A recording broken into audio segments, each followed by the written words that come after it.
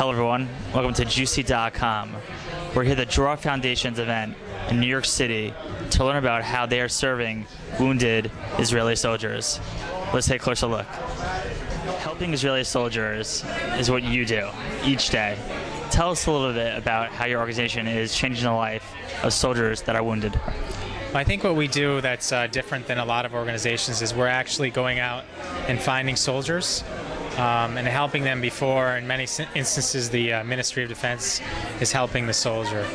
So we'll go out and find somebody and make sure that they get the services they need from the government, whether it's paying for a lawyer to make sure their application is filled out correctly, or if it's schooling, if they want to go back to school and the government is not ready to pay for it. I think Michael, who's come here, who was just wounded in Cast Lead in 2009, is a perfect example, paying for his classes so he can go get ready for medical school.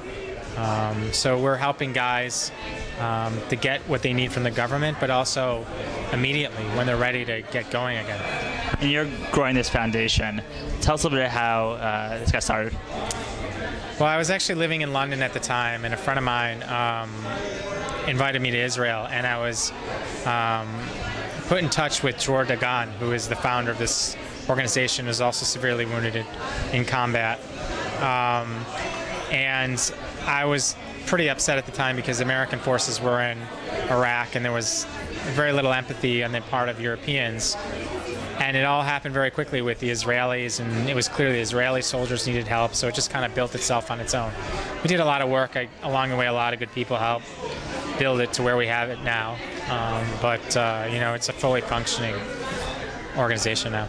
And a lot of people think that, once an Israeli soldier is wounded, it's relatively easy to maneuver the Israeli system, and that's not true.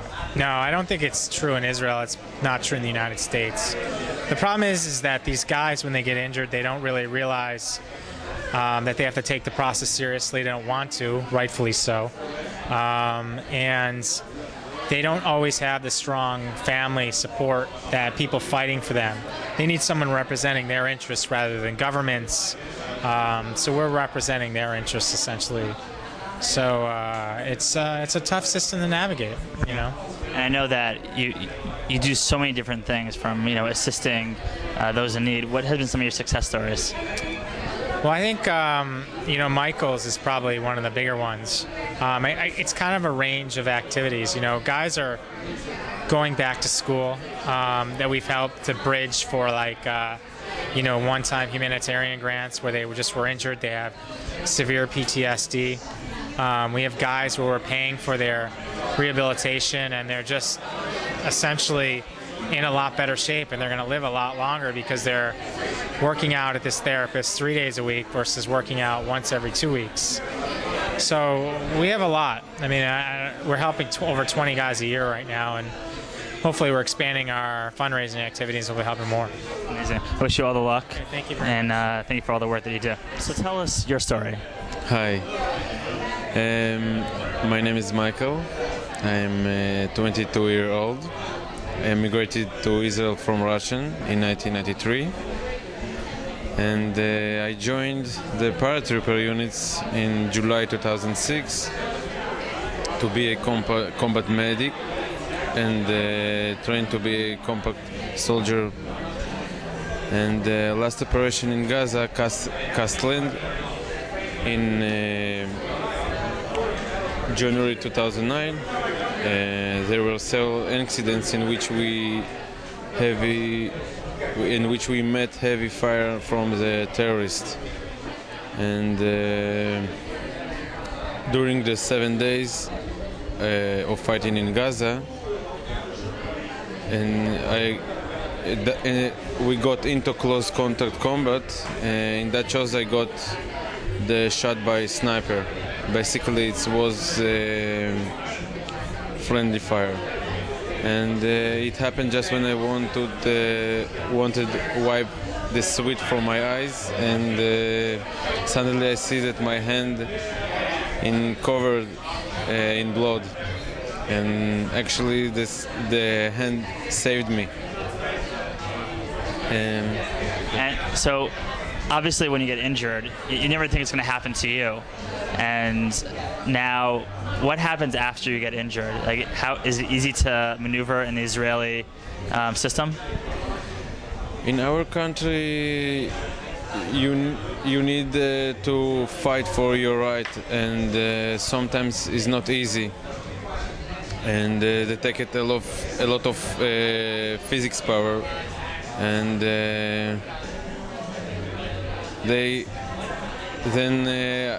I got call from guy named Yona, and he introduced himself from organization Dror for Wounded, and asked me if I need help or if he can do something for me.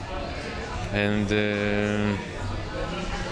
sometimes you get called and offers you help, warms the heart. Yeah. And it's so important, the connection to Israel and America, especially someone who's gone through a lot serving his country. Yeah. And it's very heartwarming that somebody is looking out for you. And I think that it's important to understand, like, that sometimes you do feel alone, and organizations like the Dror Foundation are there for you. We just want to do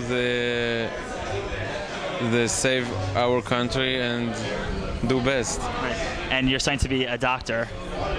Yeah, I decided that I want to be a doctor. As I help my friend in Battlefield, I love to help my friend and people in future. And how's your hand now? Today I got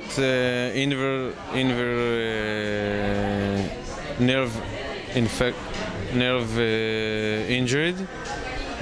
No feeling, cold or hot.